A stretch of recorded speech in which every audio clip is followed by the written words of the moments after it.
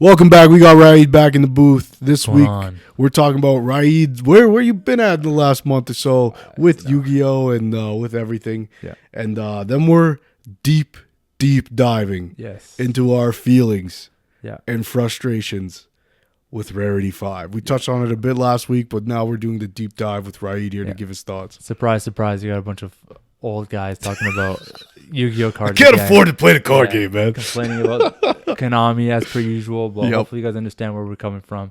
So make sure to watch the whole pod. Make sure to like, subscribe, comment down below your thoughts and opinions on, Rarity 5, upcoming sets, and where the we're going to get, the new overframe card, like the actual limit overframe. Yeah. With the new Dark Magician, new Blue Eyes, we still don't have a TCG release. So let us know what you think down below. And stay tuned for all that and more. Yes.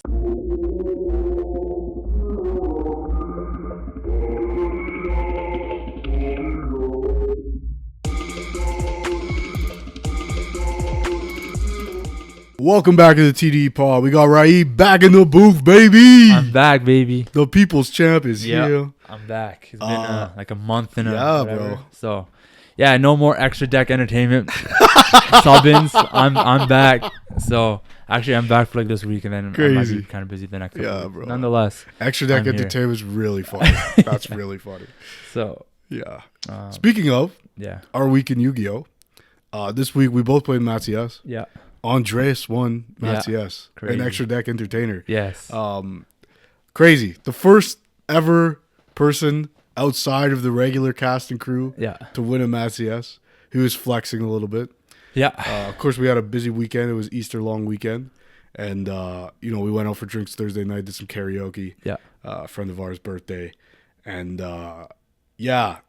I was trying to incite some violence between you guys by being like, yo, who is the best Blue Eyes? Yeah, crazy. He does have your number, I'm not going to lie. Yeah. He's gotten you a few times, and then he won. Yeah. You've won a lot of Matsias's with Blue Eyes. I think 3 or 4. So it is what it is. You still got him with that. But, this rivalry is heating up. Yeah. It's a heated rivalry of sorts. And, I don't know, man. How are you feeling about that all? So, I'll say... first, congratulations to Andreas. You won your Matsias. Because, the week before, we were going back at it, I was on Blue Eyes, and then I was like, how many Matsias wins you got? He's like, none. So he just didn't have a lot to say. Yep. And then he got one. He took it personally. So then he won the week after. I was like, all right, say no more, So he beat Dan, and I was like, damn, okay. Yeah. And then he beat someone else over there. I can't remember. Or maybe he did his first 2 rounds on this side. Oh, he... he would have. Stefan, I think 1 round. Nonetheless, and then he played Charles, and I was like, Charles. Oh, that's what it was. It was Dan, Stefan on camera, then Charles, I think, And I was like... No, it was Charles Stefan on camera, I think. I can't remember. Okay. But anyways, nonetheless, he played Charles in the final round, and I was like, damn, it's a good matchup, because, I don't know, I wasn't sure what he was on, Charles. I thought he was going to be like a White Force or something. Yeah. But he was on Magnets, so I was like, oh, okay, well... He's just got to outsmart him almost because it's hard to with that. And nonetheless, so he beat Charles, and it's just like that video I sent, the Kaiba video, is like, Yugi lost.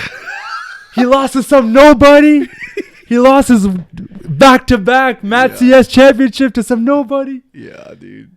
Sad days. What a disgrace, Yugi. No, but still, it was good for Andreas. He won. He took it 3-0 with Blue Eyes too.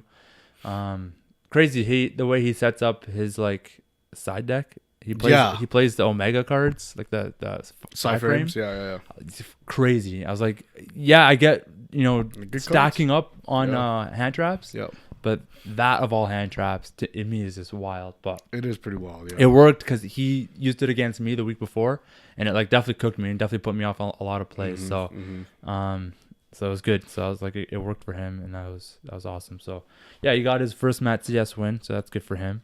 And then he's been on an uphill for the last couple of weeks.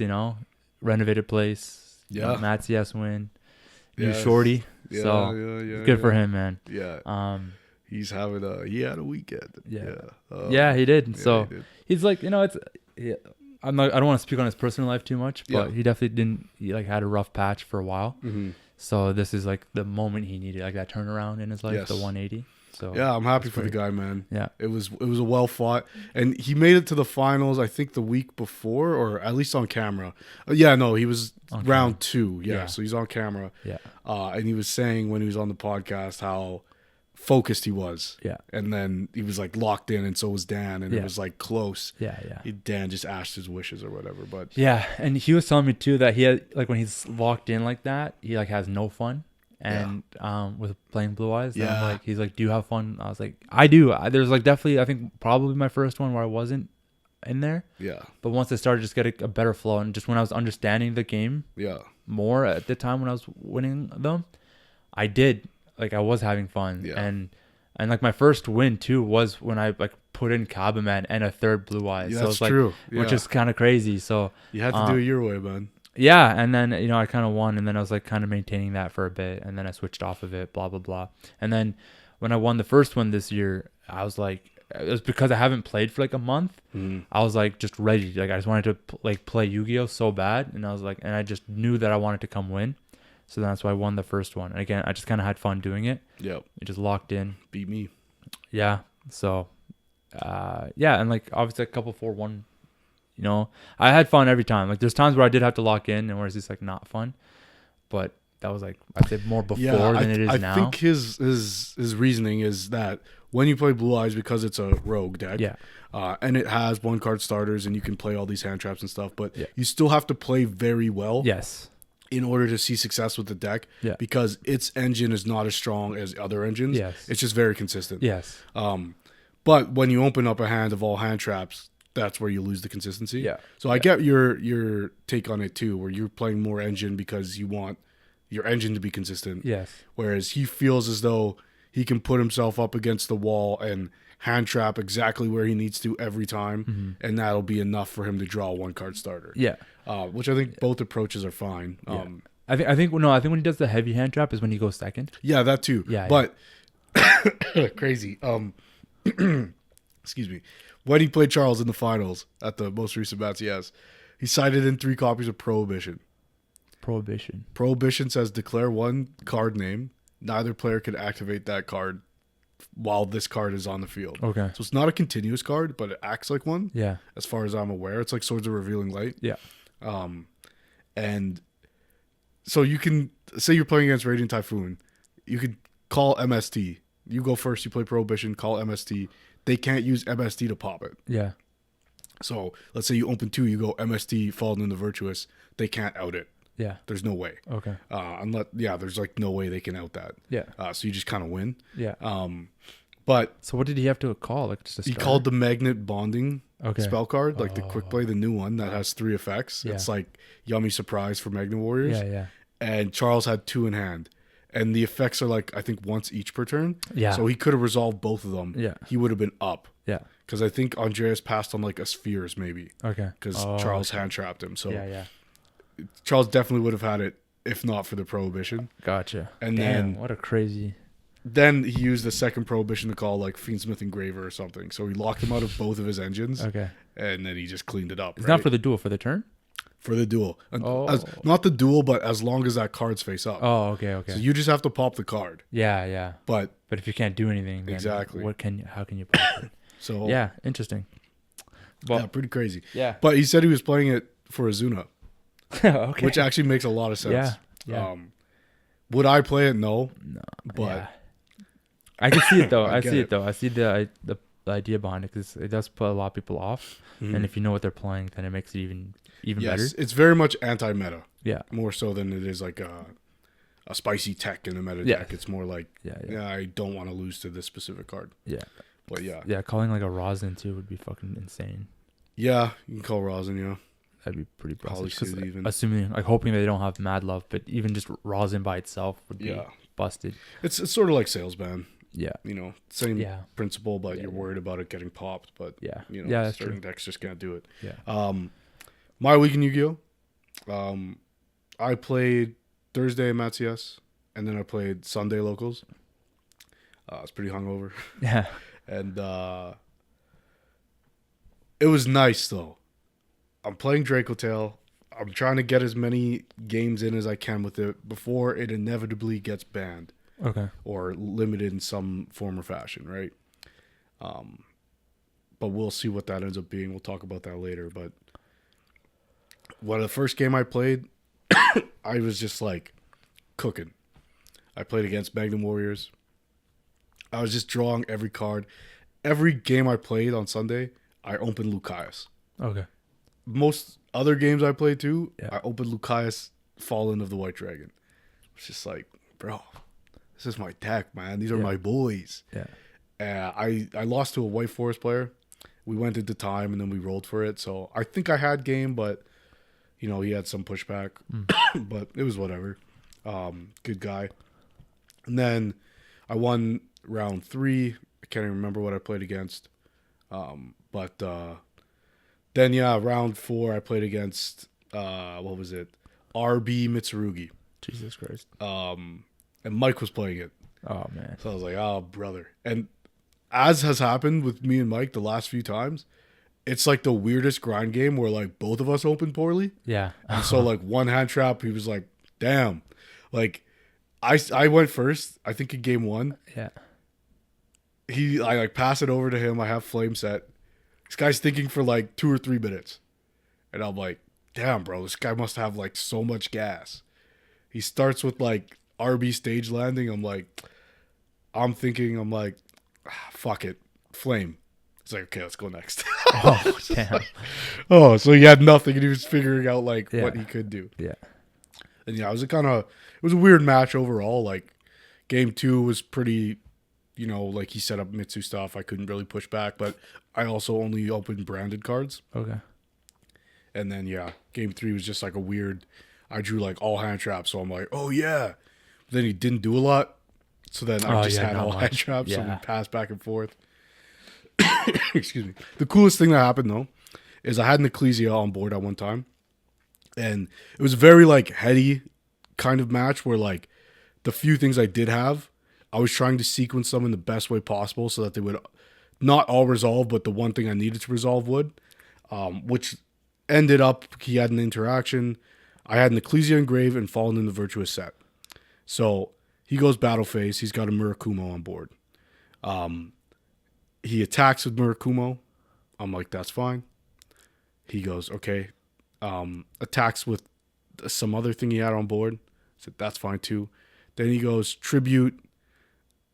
He activate prayers, tribute to Murakumo, effect to special back. Okay. Or like, he just tributed it. I chain, Fallen in the Virtuous. Because I have Ecclesia Engrave, I target his Murakumo and summon it back and blow up his board in the battle phase. Wow. So I'm like, oh shit, I'm cooking. Then he tries to activate something. I'm like, negate? Yeah. He's like, damn.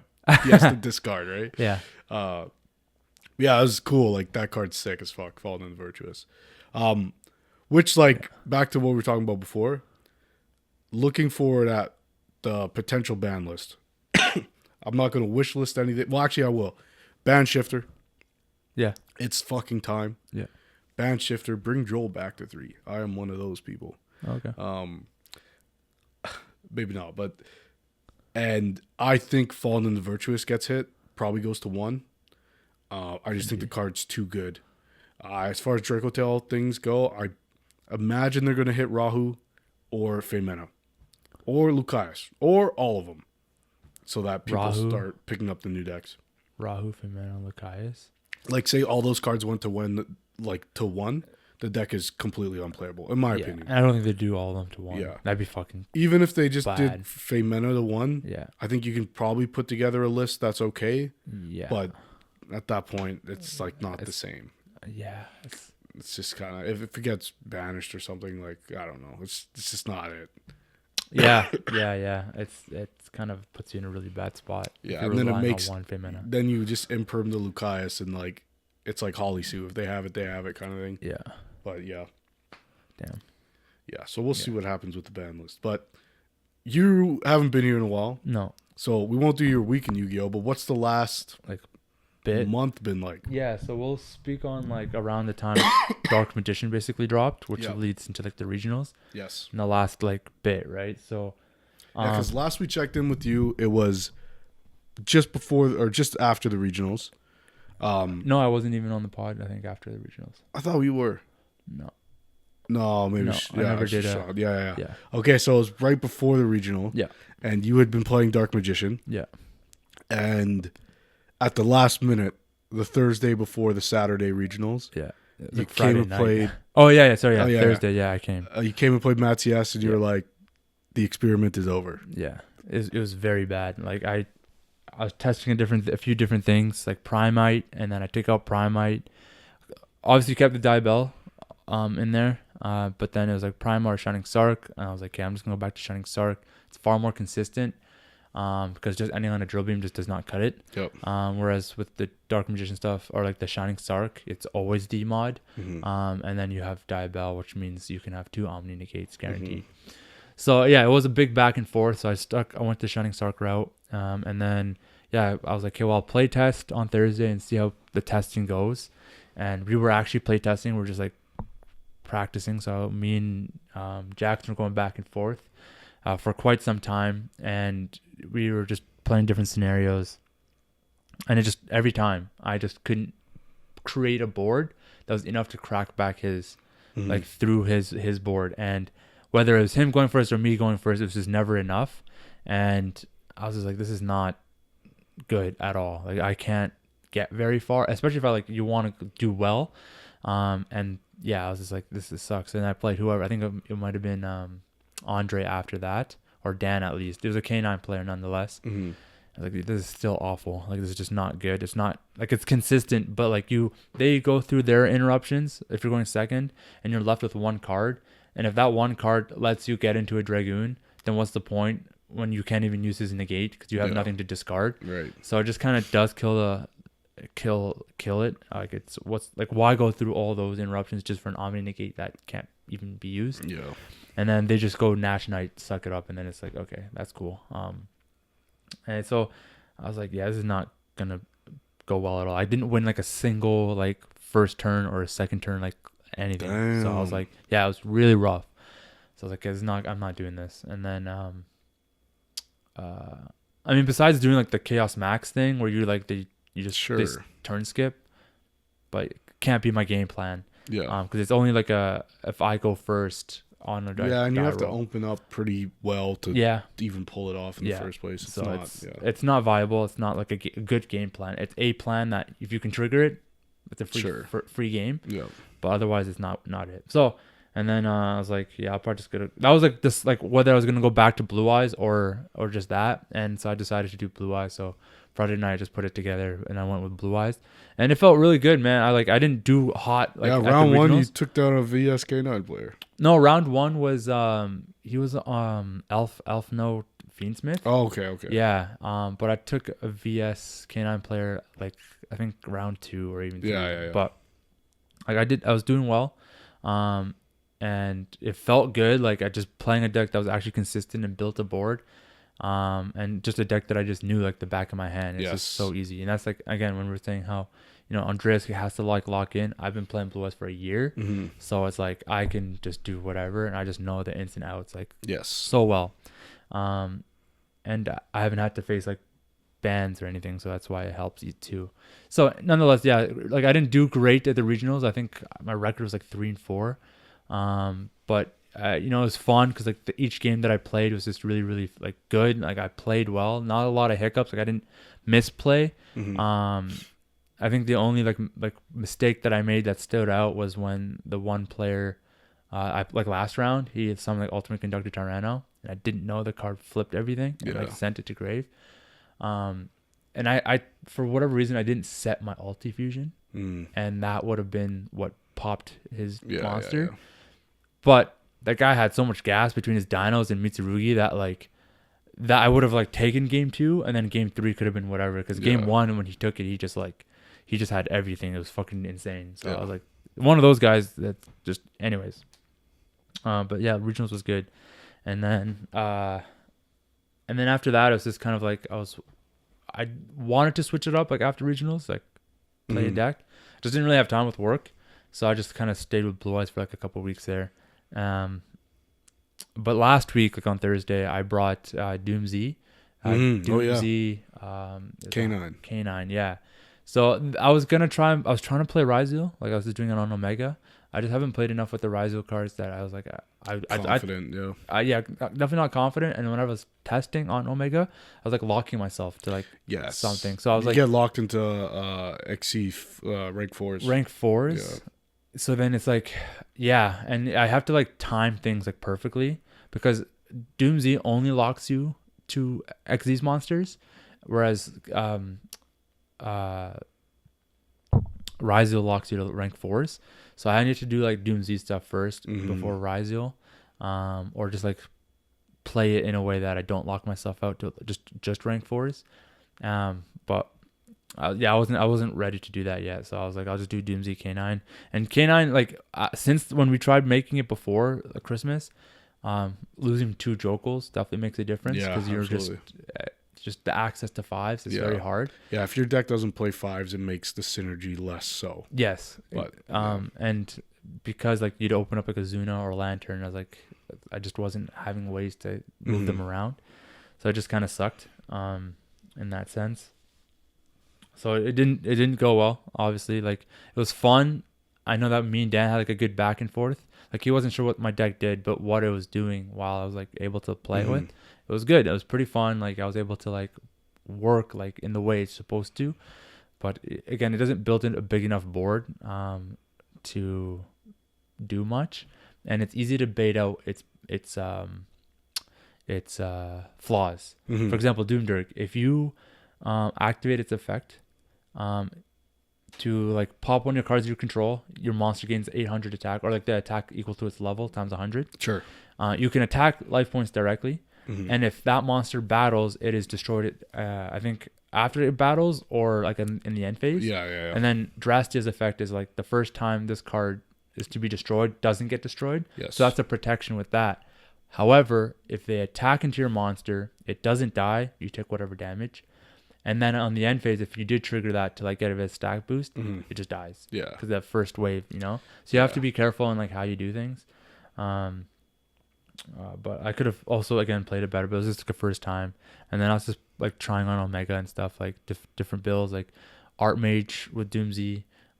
Just trying to see like those weird, Art Mage cards that kind of came out, or Doomsday cards that kind of can synergize the two. Yeah. But it doesn't fully do it.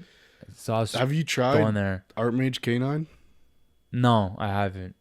That might be the next move. But the only 5 is Grappler, so you just almost do the same thing. Yeah, but it's more so like you play 3 Azuna. Yeah. 1 Lupus, 1 basically K9 Vanquish ratios, but you play 1 Lupus, 1 Jokel, 1 Lantern, and Noroi.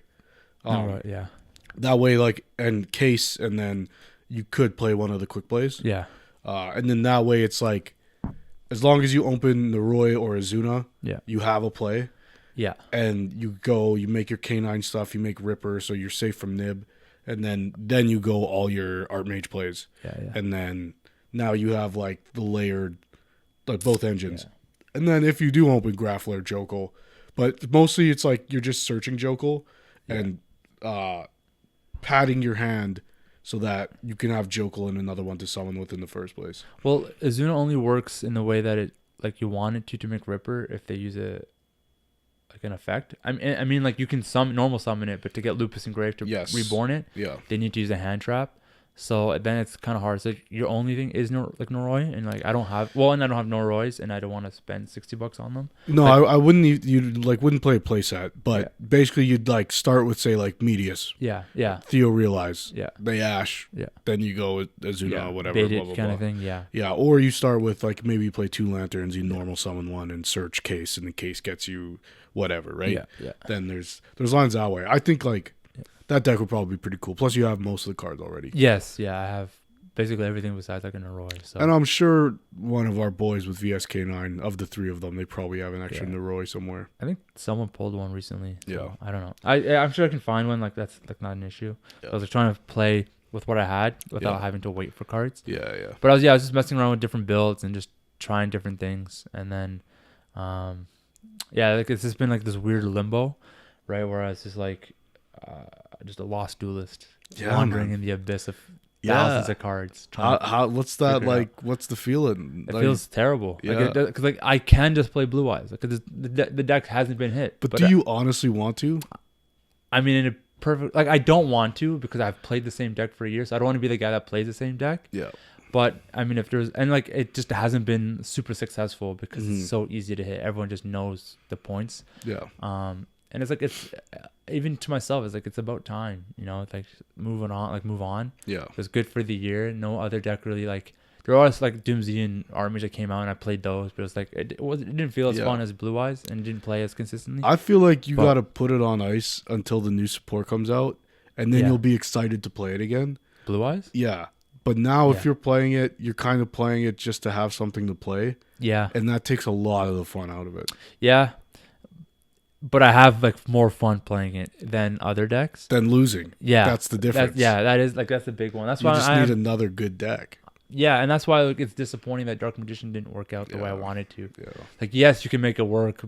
Yummy, blah, blah, blah. It's like, yeah, but I'm playing like a bunch of snacks with fucking the card I really want to play. Yeah, yeah. So that's why I made the fucking... That is one where I totally agree. Yeah. That you're like sacrificing what you want to do in order to play a singular card. Like, it's just, in my opinion, not worth it. Like, there's no cohesion in terms of like what's the relationship here. Yeah, you know there's like no Dark Magician cards in the main except for like Gaze. That's it. Gaze and Souls. That's maybe. it, right? Yeah. So, and that's why like, I made my like copium deck. Yeah, but it's not the worst. You sent me a picture of the board, which was Blue Eyes Ultimate Spirit Dragon, Dragoon, Ancient Fairy Life Dragon. Yeah. What else was on there? Magia, and Sylvia. How the fuck? Well, what do you have to open in order for that to happen? Any of the Diabell cards, and basically like one like a maiden in itself can build you that entire board. That's fucking insane. Yeah. So then you're set off of True Light is Ulti-Fusion? Is that how it works? Yeah, you could set Ulti-Fusion. Yeah, you set Ulti-Fusion, yeah. Off of wishes. You just search it. So you can make it that same turn. Okay. And then but you just do need like the discards for wishes and the Diabell stuff. But so one Diabell plus 4 Charmies gets you that end board uninterrupted? One Diabell? Yeah, or sorry, one Diabell plus one like maiden. Yeah, or that's Sage. Not bad. Yeah, that's a pretty threatening end board. Like, yeah, so you need like because each of them require like a discard of some or a tribute of some kind. Yeah. So you basically because like you end up needing to use wishes. But I guess you could just set the Ulti-Fusion, but you need the wishes to equip the Ultimate Dragon, right? Right. So you do need like you need 4. So you need the 2 starters plus like 4. Yeah. So you do need 4 cards at all times. When you sent me that photo of that board, it felt like whenever like a sports team loses, and then somebody will post a video, and it's like the team they cheer for that lost against the team that beat them. And the score's like 300. It's like it needed to blow up some steam. Yeah.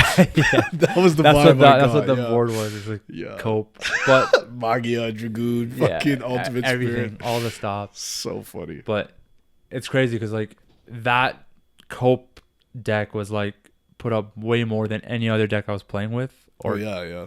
You know what I mean? Even like if it was like not that full board.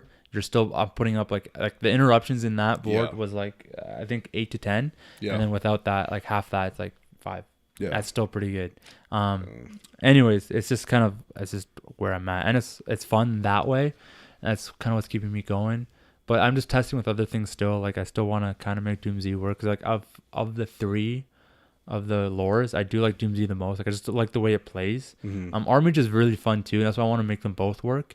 Because Doomsday doesn't create much of a board, besides like one monster that's really good. But then Artmage does. So then if you can mix the 2, then it's really strong. Yeah. Because then you have like basically you have your like Dark Ruler no more, and you have your Spell Trap pop. Then you have your Monster Negate plus a Suck Up, and then you have your onboard Omni Negate with the Actress. Yeah. And then you make Nerva, which is a pop like board wipe. Like you have a lot going on there.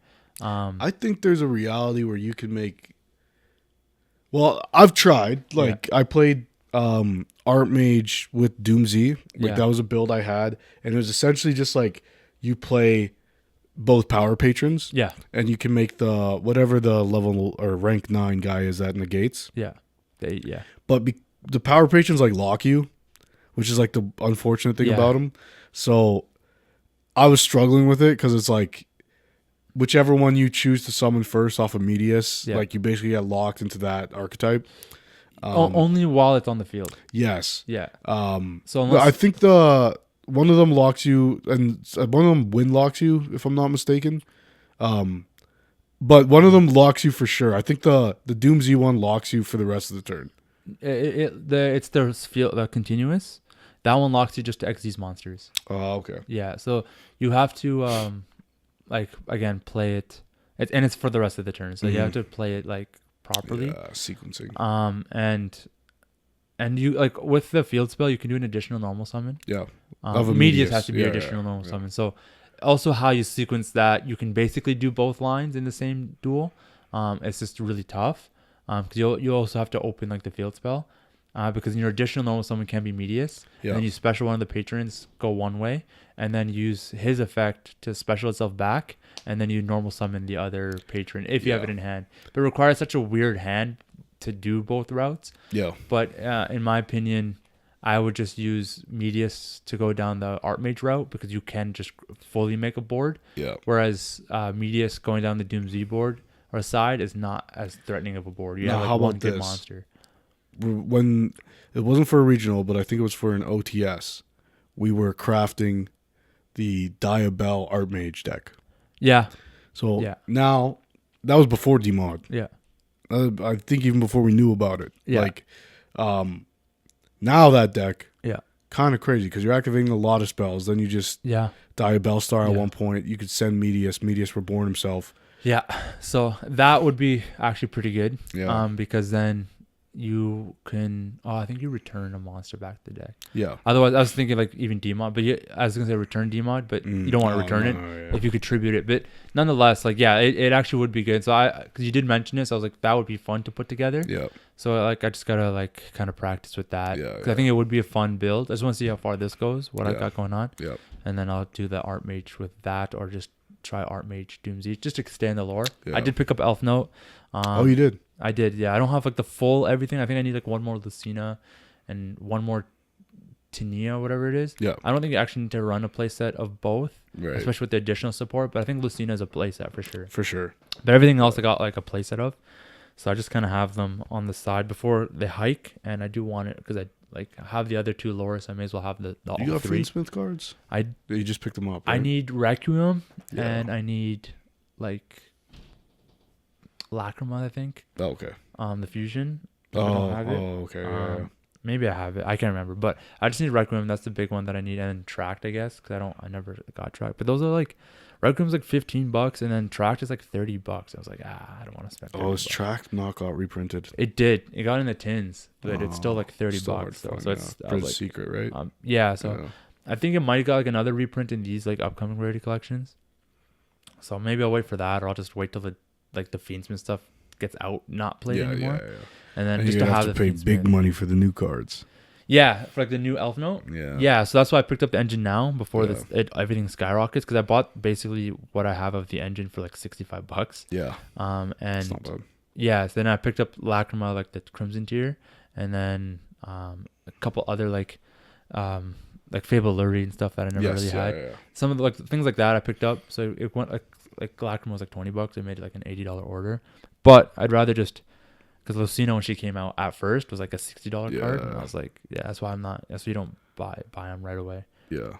But so I kind of have the engine on the side there because if for whatever reason all three engines are just like cohesive at the same time, that'd be fucking crazy. I doubt it, but the power patrons are going to be important when you get the pendulum ones. Yeah. So just to be on top of it for now, and apparently it's like Elf Note's doing really well. In the OCG, and they don't even do Fiendsmith, I think Charles was saying. Yeah, no, after the new support, they pretty much dropped the Fiendsmith stuff. Yeah. It's so heavy extra deck, that Fiendsmith stuff. Okay. Yeah, like you have to play like 6 or 7 cards. So I need to look into the extra deck and what I need for that. Yeah, it's like Requiem, Requiem. You're saying Fiendsmith is too heavy on the extra deck. Oh, okay. Requiem. What's the one that sequence and fucking Agnum Day, Agnum Day, Desiree, Lacrima, and Caesar. So that's 6. Yeah. Necroquip. Yeah. But yeah, so that's where I've just been at right now with like Yu-Gi-Oh. Those is trying different things, and things that I want to play, not things that I feel like I have to play. I was like, again, I was even at some point I was like just testing with like a Draco Tail Dark Magician. Nah, it's so inconsistent, and like even like just the way Draco Tail is built in terms of like you have to have a Draco in hand, and so when you try to like make the ratios work under 40 cards, yeah, that's literally what my thought was. Is like I would only ever play that deck if I was forced to play 60 cards. Yeah, exactly, and you can't be using cards like Diabell as like fusion material. If they hit your Arthalion, then now you lost your whole Dark Magician side. Right. So it's just not worth it. It just wasn't gonna work. So yeah, it's just been like I said, a really weird limbo. So with Matt CS on Thursday, coming in with a Dragon deck that's not even Blue Eyes. Yeah. Doomsday, coming in last place. Oh yeah, tough one. It stings a little bit. Tough while Andreas was winning. And then Andreas using the deck I've been playing. Yeah. Is like sitting in a cuck chair. My fair maiden was violated. You know what I mean? This guy. So I'm crying. No, I've been in a similar spot. Well, I haven't. I'm thriving, but right, I am preparing for the inevitable hit of Draco Tail, like I was saying, and because of that, I've been trying to look forward and be like, well, I have this thing, and I've explained this on the podcast before, where I'm a fantasy guy first. Yeah. Sci-fi is fine too, but you lose me sometimes at like these cards are robots or these cards are just women and these cards not that there's anything wrong with that, but it's just like they're just like waifus. Yeah. It's not really my thing. Or they're like little girls. I'm like, that's weird. Yeah. Why did you choose that one? I want like warriors, dragons. Yes. And like the classic Yu-Gi-Oh types. Yes, exactly. Right? So, I've been going through like what is still playable that I have. Of course, I have Radiant Typhoon. Of course, I like that deck a lot. It just hasn't hit me yet as like a deck that I play. Yeah, it's a deck I've played a few times. Yeah, but it hasn't really been speaking to me on that level. Yeah. Of like comfortability, and maybe after the ban list. Yeah. If that deck has suffered the least amount of hits, maybe I pivot to that one. Yeah, but I went back to Old Faithful. Yeah. And put some reptiles in it. So I've been testing Voiceless Mitsu. Infected. Because I'm a ritual player at heart, man. And see, that's different then. If you like rituals, you like your rituals. Yeah, I mean, when Mitsu first got announced, I was like, I'm going to play this deck. Yeah, I remember that. And when it came out, I did. Yeah. I played it with Diabell. Yeah. I was like, Deception will tribute things. Then their effects trigger. Cool. I took it to one locals. I had to leave 2 rounds in, and I was an X2. So I was like, yeah, maybe this ain't it. And then it wasn't until... This is like during the Malice era too, right? Yes. So it's a tougher time period, even, depending on like whoever your matchups were. Yes. So it makes it, And it was at the time too when I first started testing... No. This was pre-Habakiri when I was playing Mitsurugi. Yeah, it was very early on. Mm-hmm. Yeah.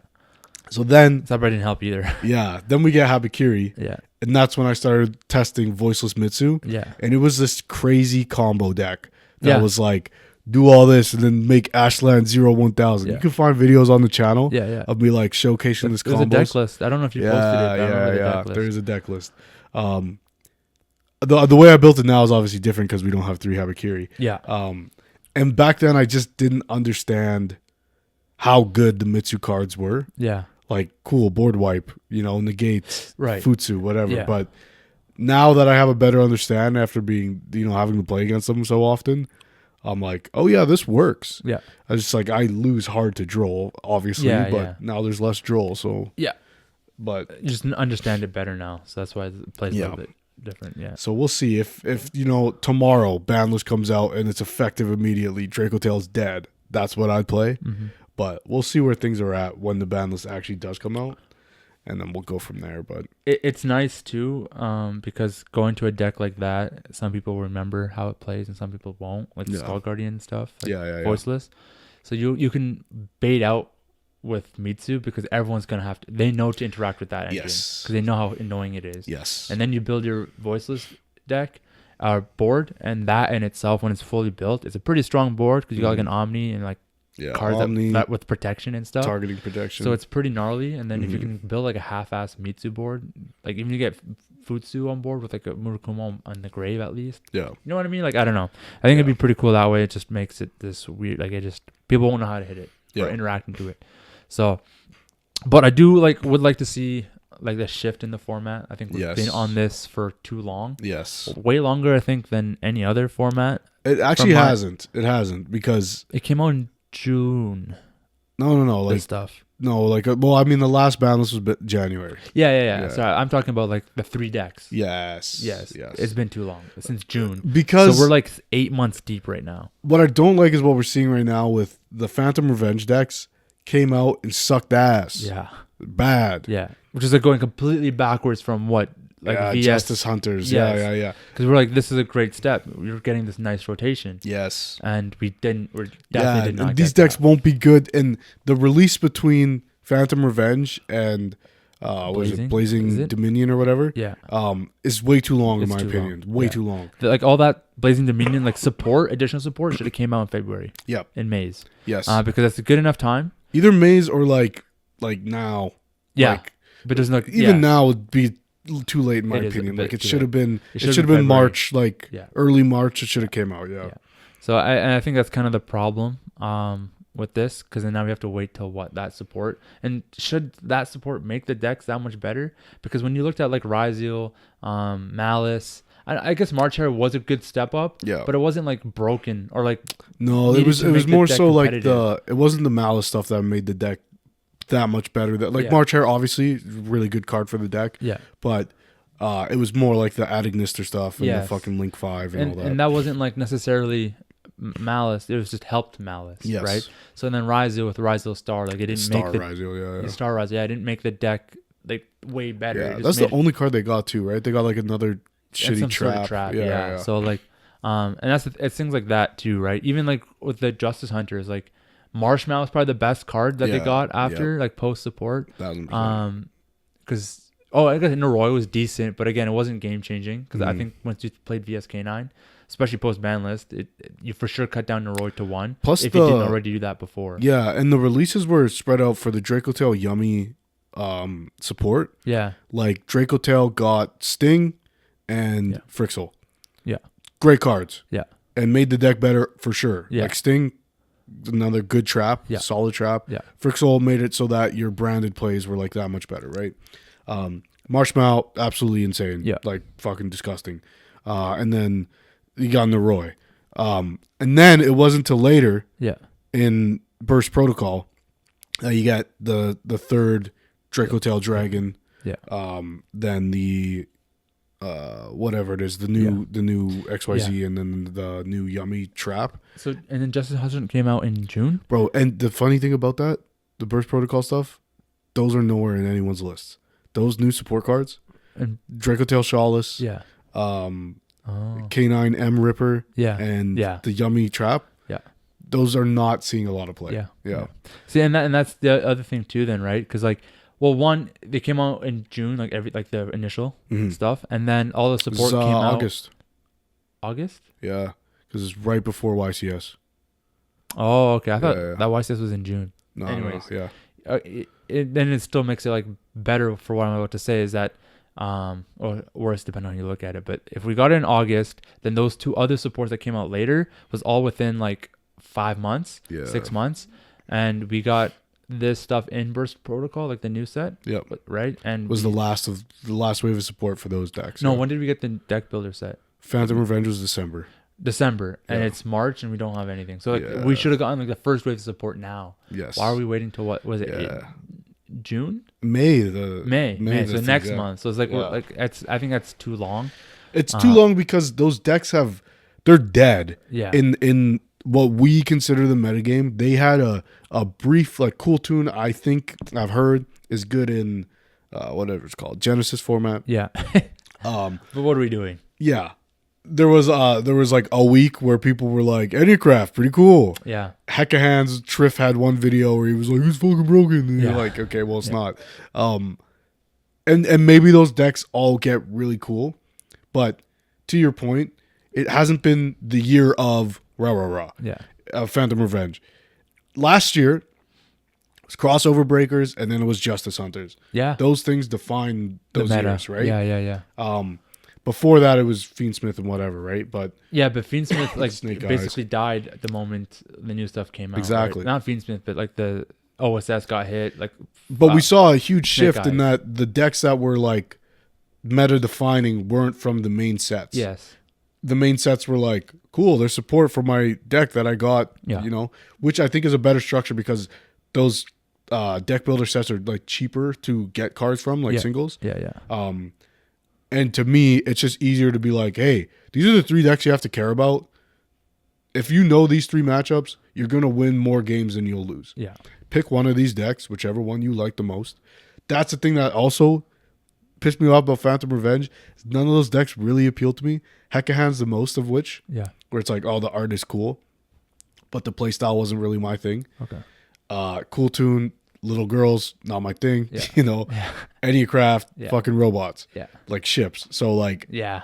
I was okay that they were like not great decks because I'm like, I don't really want to pay for any of these, man. Yeah, I'm not interested in any way. So yeah, the only one I could ever see myself playing is Hekahan's because it reminds me of Sasuke when he's got the elephant hand ear things, man. With the curse mark, yeah. Yeah. But because I do think the Hekahan's is the best looking of the 3 in my opinion. Also, the printing quality in North America for that set, was right when they switched back all of our distributors switched back to NA print. Yeah, and they had made concessions on NA print. Yeah. They're terrible. Yeah, they're so bad. Inconsistent because you have some that look normal and then some that are just bolded. Like stickers. Yeah. Yeah. So I agree. Like they're not like interesting in any way. Yeah. Or they don't interest me much. But if there was to be one, it'd be Hekahan's because it seems pretty cool. Mm-hmm. It's got the illusion vibe to it, and the art on them look great. And then the ship ones it just looks boring, and it's pendulum. And then you have Cool Tune, which is it's whatever. Yeah. And then so. Yeah, like going into this year too, so it's seeing that too, it's like, wow, I now have to just wait for like Dark Magician support because this current new 3 decks are just not it. And if I don't want to keep playing Dark Magician or Blue Eyes, then the Dark Magician support needs to come out. We have no release date on Overframe. Yeah, like the new question Overframe. For you. So that's did you pre-order also a box? No, not a Rarity 5. No. But like I'm talking about like Overframes for like the new stuff. That's what I mean. Yeah. Because we were discussing getting a case. Of Rarity 5. No, not like that Overframe. I'm talking about. No, I know. But, okay. Like prior, a couple months ago. Yeah. We should probably get a case of this because it's going to be crazy. Yeah. And then the card list comes out. And we talked about this last podcast with Andres, but I wanted to get your thoughts on, because as a Dark Magician player, I think we were expecting maybe even Pharaoh's Servant might be in this set and maybe the Dark Magician Girl card that's later. How disappointed were you in the card list? Well, so I already knew like just a little bit ago that because Charles was saying that we weren't getting them in this, like it was gonna be a separate like release. Yeah. But we just didn't get much information, and I don't think they did a really good job explaining that initially. Yeah. Because they like what gets released in Japan doesn't necessarily mean we get the same set. Yeah, we don't get a 1-for-1. Yeah. So just because they have their version of the Overframe doesn't mean that they're not going to just give it to us, but in like the Rarity collection. Exactly. And that's what we initially thought because they announced it very similar timing. But yeah, it's not the case. So with this, it's like disappointing that you're not getting any new cards, just overframes of older cards.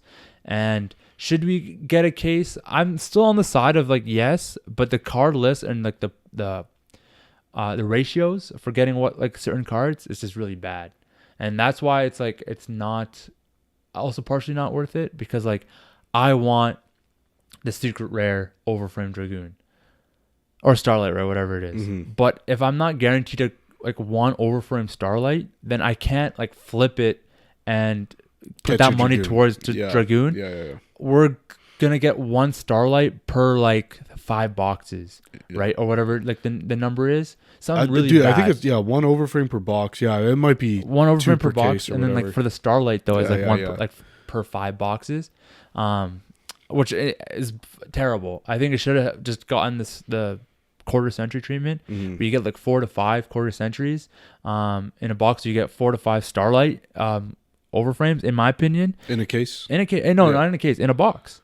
And then a quarter century, you mean? Yes, yeah. So because in the quarter century you're getting 4 or 5 quarter for centuries. Sets, so in the Rarity 5 we should be getting 4 or 5 Overframe Starlights. Yes, make it like harder to get certain overframes like of Starlights. Sure. Like that's just how Yu-Gi-Oh is. They're gonna pick and choose which ones. Sure. Like purges, that's what they're gonna short print. Yeah. But if it means getting the worst overframe per 5 boxes, so I open 5 boxes and the worst one I get is a Kuraraika, whatever it is. That's what I get as a Starlight. Kuraraika. The fire. Karakura, yeah. If I get that as a Starlight after 5 boxes, I'm losing my shit. Yeah. Because like the value is not worth it. Yeah, that card doesn't see play at all.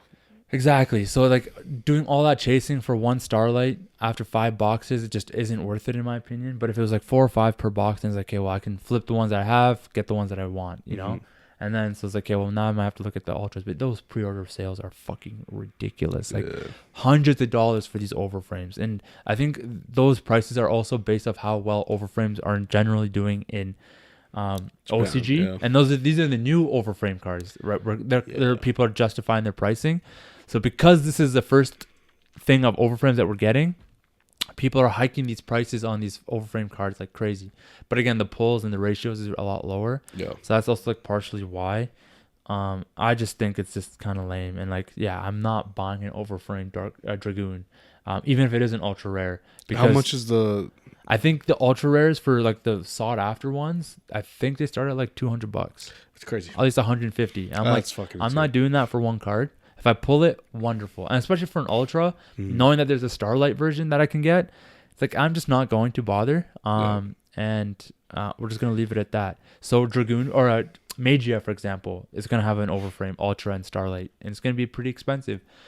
In that sense, if it makes the OG QCR version price drop, I'd rather just buy the QCR than the overframe 100%. One. Because the QCR was like one set only. I'd rather take that than whatever. But I think also plus there's not an ultra rare equivalent. You know what I mean? Like if you get a Starlight Magia, someone could have a full art. Yeah. Then someone could have like a ultra overframe card. It just doesn't feel as But the original QCR Magia is still very cool in my opinion. Yeah. And it was a one-time printed, right? So it doesn't it doesn't even have a copy of itself as a Starlight either. Like the original art. Yeah. So it's only going to be a Starlight in that overframe until they'll probably do its own Starlight later, I'm sure. But just where it's at now, I think is like the pull rates of it from the sounds of it sounds terrible. And they're going to do that. They're going to make even like the main set cards, so not the overframe, but the main set cards also hard to pull. Even like the Dominus cards are getting that Magia like treatment from the sets where it's like a certain rarity and higher. Yeah. It doesn't start from super, and it definitely the purges are so Impulse. Fucking stupid. No, Impulse might be. I think both of them are in this, or it's just purges. Nonetheless, whatever Dominus cards are in this upcoming set should have just get the Charmy. The way the Charmies were, where you get all the rarities because they're sought after. And we've printed them like 3 times. Yes. They've come as like they were in the tins. They were in last year's May set. Yeah. Then they were in this year's May set. Yeah. Not the Dominus ones. I guess that's the Charmies and more. So I'm talking about. But the Dominus got reprinted though in the tins, plus the original printing, and then plus the Maze. Yeah. So it's like at this point, if you already have them as ultras, make them all the rarities, right? Because even Engraver got all. Fucking cares at this point? Like you're not still selling those sets. They're hand traps, right? So like Engraver got all the rarities. Yeah. SP got all the rarities. You know, So, but like, like even like Chaos Angel's getting all the rarities. Dispatcher's getting like all these other staples that were in the past are getting all the different rarities, but for whatever reason, Dominus isn't, from what I'm hearing. And I think that's just kind of lame. You should just get it as a super ultra. But you mentioned staples. A lot of the cards on this list are not staples. No. They're so fucking random reprints. Yes. Like, why are we reprinting Pearly cards? They were in Rarity too. Yeah. And the deck hasn't been played. Yeah. When those cards came out then, it was already like, I've played against it once since. Yeah. Right? No one's playing fucking Pearly. No, Pearly doesn't need to get reprints. It's like it's a dead. Also, you're right. A lot of it is random. So they have Imseti. I think cool. Imseti. Sure. It's a fun engine like the Horus. Sure. But it's the only card. Yeah. King Sark isn't getting a reprint. None of the other monsters. It just got reprinted in the fucking Chronicles structure. Yeah. So it was in the Chronicles as well, and it was in the tins for 24. Yeah. And like, so why is it just Imseti getting a reprint? Like, if you're gonna put Horus cards. Put the engine so that way you can get them all matching rarities. Yes. Because why do I get Imseti as a Starlight and then everything else is just whatever I can get, right? So I think it's just kind of lame. So then Femena reprint. Why is Femena the only one from Justice Hunters getting a reprint? Bro, and that almost immediately says it's gonna get hit. Yeah. And oh my god. But we'll see what happens because I thought Engraver was gonna get hit when it got reprinted. That's true. And it didn't. But given the metagame, Engraver wasn't staying along throughout the metagame. Yeah. Last year, like Femena is, because Engraver, like they cut the Fiendsmith bridge. Yes. In those other decks. Harder to make, So it was like kind of whatever. But and that's the thing, like Fiendsmith, I think is fair because you got to play 7 of those motherfuckers in the extra deck, and you got to play however many in the main. It's like, that's an engine. Yeah, that's not just a splash. But Femena also requires Draco Tail in hand, doesn't it? To fuse? Not in hand. On field though. No. So Femena discards to fusion summon a dragon or a spellcaster with monsters on field. It's generic. So is K2. The Draco Tail monsters, they need a Draco Tail on board and the monster in hand. Okay. Yeah. But not on board. The Draco Tail can also be in hand. Okay, because of how generic Femena is, I think that's fair. Because Malulu needs Draco Tail. No, Malulu has to make a Draco Tail. Has to make one. Yeah, so I think Malulu should come back to 3 then, and then Femena down to like 2 or 1. I'd be okay with that. Because you were locked to a certain pathway, you can't just make whatever. Whereas Femena is like, you can make whatever as long as you have the materials. So depending on that, I think it's the generic aspect of certain cards is why some of them get banned because there's no limit. And I think that's why some cards are like problematic to some degree. Mm-hmm. But anyways, the Rarity collection, like because of what I'm hearing about the pull rates, I think it's pretty unfortunate. I think it's kind of not makes it less fun. Now it's like, now I gotta like compete. Like I gotta buy box after box. I ain't trying to do all that. That's why it actually turns me off from the fact of buying a box. Because I don't like the idea of I might get one overframe. I want to know I get an overframe so I know what I'm getting. Because if I don't like it, then I know someone else will, and I can trade and sell. But if I open a box and there's no overframe, then it's just a dead box. And the thing about rarity sets too, right? When you get a new set and there's like Fallen of the White Dragon, I know as a Draco Tail player, I need that card. Yeah. I'm incentivized to buy boxes because I could pull my own. And even if I don't, I might pull Starlight. I might pull other cards that have high value. Yeah. And so even though like I never look at Yu-Gi-Oh like gambling because I think that's like a toxic way to enjoy your hobby. Yeah. So for me, it's like, I pay $90 for the box. I expect $90 of value. Yes. Right? So whether that's I pulled a Fallen of the White Dragon, I pulled Forbidden Crown, I've made money. Sure, that's cool. Yeah. Like I'll take it, obviously. But as long as I get $90 worth of cards, I'm straight. Yeah. The problem is when that doesn't happen, right? And now, because these are all reprints, I already have these cards. Like I don't need any of these cards. Yeah. So I'm not incentivized to buy a box when there's no big pull card. Yes. Because that's the gambling side of it. Or at least you're not guaranteed to get one of the pull cards. Yes, like if I buy a box and I spend $150 because that's how much these are going for. Yeah. Oh wow. $150. Even worse actually. I don't pull jack shit. Yeah. Now I have to do the labor of selling off all these cards that I already own. Yeah. So I'm never gonna get $150 worth of value from this because I have to work to sell the cards because I already own these motherfuckers. Yeah. So I don't really need it. Now I know not everyone's in that same position. Yes. Which makes it shittier that staple cards that people actually want from these reprint sets are things that are going to have to pick up as singles because if you buy a box, you're not getting at least 3 Dominus Impulse. Yes. Right? Yeah. You might get 1 and you might get none. Yeah. With previous rarity sets, it's like if you bought a box of rarity, they might not match rarities, but you got the play set of the thing you wanted in most cases, right? Yeah. The fact that the pull rates are as they are here in the short printings, it's such a fucking like slap in the face every time because it's like, yo, let me help my local game store by buying a box of this shit. Yeah. So they stay in business. I get the cards I need and we don't have to fucking go around in circles, right? Yeah. But my local game store, they're less incentivized to open product of this to sell as singles themselves because the value's not there. Yeah. Me as a player, the value's not there. So no one's buying this shit. Yeah. Then you end up with Rarity 2 again, where that's still on shelves. Yeah. And it's not because the cards are bad. Yeah. The cards in Rarity 2 are like fine. Yeah. But they're not cards that anyone asked for in reprinting. Yeah. You don't want to pay $140 for that. And that's the thing. There's the value that like of any set that's been released over the last 2 or 3 years. Yeah. That one has retained its value, not in quality, but in like MSRP. Yeah. So when you walk into a store, it's still that same $140. They rarely drop the price on that because they spent so much money getting it. Yeah. They can't justify. But you get something like Duad, it'll be half price in 2 weeks because like, oh, this set sucks ass, right? Yes. And I don't know. I think it's just such a fucking like kick in the nuts to first of all local game stores, but also players. Yeah. When you have pull rates like this, it's just like let me help you. Yes. I would buy more of your product if you made it more valuable. Yeah. And the only reason you're not making it more valuable to me as a consumer is because you think it's going to make you more money because I'm going to keep trying to pull Dominus Impulse. Yeah. I'll quit the fucking game. Yeah. Like, dude, $150, you could buy 2 play sets because of how much cheaper they are now. Oh, you could buy 5 competitive Pokemon decks for $150. These are things like, I don't mean to be doom and gloom, but like these are things like we legitimately have to consider. Yeah. Like I watched a guy who the whole time I've been playing this game for the last 2 or whatever years I've been playing, walk in with a fucking binder of his stuff. I'm like, what are you doing? He's like, I quit, man. I'm done. Yeah. I started playing Pokemon. I'm like, you're a coward, whatever.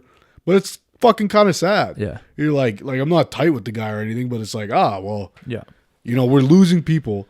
And it's stuff like this that could prevent that and like keep people engaged. It's just like such an easy win. Yeah. If you're making a rarity set, fucking make the cards gettable. Yeah. The high rarity, I accept the fucking overframes being as hard as they are to pull. I don't. As long as you're like, but you get a play set of Impulse. Because even if I buy a thing, I have the value. Yeah. If I get the overframe, well, woohoo. Yeah. Sweet. I think both can be right in the sense that yes, you should be able to get your impulses. One, there shouldn't be like a limit of what rarity you get and higher. It should just be all that's first and foremost. There's no nostalgia pool for a card that came out fucking a year ago. That's just so stupid. Just don't reprint it as a rarity already came out in, meaning like quarter centuries. That's why we never got like Diabelle being reprinted in the rarity collection. She didn't come out as a quarter century in that set. No. Right? She's only a quarter century in her Age of Over. Well, no, there's altars of her quarter century. Yeah, but that's fine. Yes. Altars are different. But in terms of like, and that was even in separate sets, correct, I think. Correct. So, but so that's why like with the Dominus cards, I mean, any like rarity like lower than quarter century, like even the whatever, like secrets, it doesn't matter if it's reprinted.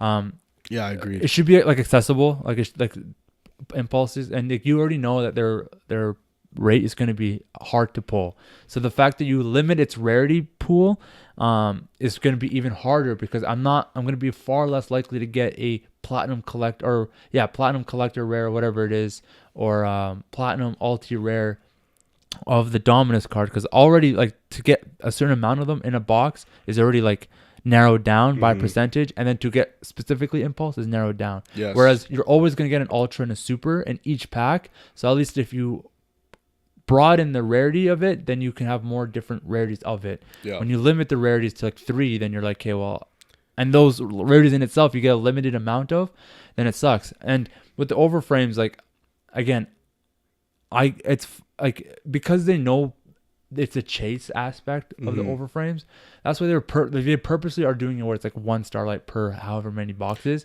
and 1 ultra maybe per 2 boxes. Like if you don't, I think you should like at least, I know I said 4 or 5 starlights, you should at least be like 1 starlight and then like 4 or 5 ultra overframes, and then one of them being a starlight, because you need to like you said, get some value out of it, and that's how you do it. Because in the previous rarity collections, you got at least 4 or 5 quarter centuries. That's the max rarity of the card you can get in the box. So why aren't we getting that with this set, right?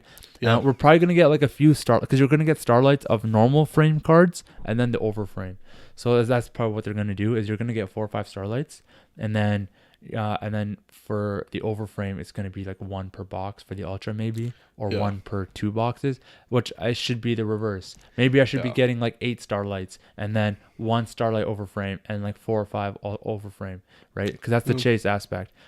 I think that's how it should be. Yeah, like I understand it. Like when you look at it through the lens of like Pokemon, like they have these crazy chase cards all the time. Yeah, and if you pull one, well, then you don't have to pay your student loan or whatever. But for me, I'm okay with that. I'm okay with it. Like it's hard to get a starlight overframe. It should be obviously easier to get an ultra overframe. Yeah, and neither should be impossible. Yes. For me, it's more so like if you're gonna make overframed. If you're gonna do Rarity 5, maintain the reason why people like Rarity collections. Yeah. And if you're introducing a new Rarity, give us some sort of inclination of like what the pull rates are. Yeah. It's impossible to pull a Starlight overframe. Yeah. That means when you do, it's gonna be fucking crazy. Yeah. Like Grandmaster Rare, right? Yeah. But like Grandmaster Rare I get. Because that's like, it's a 1 of 100. Yes. And like it's serialized. And I think in that respects, yes. Yeah. But in the case of these, like they're unlimited, like in the sense of like they're not serialized.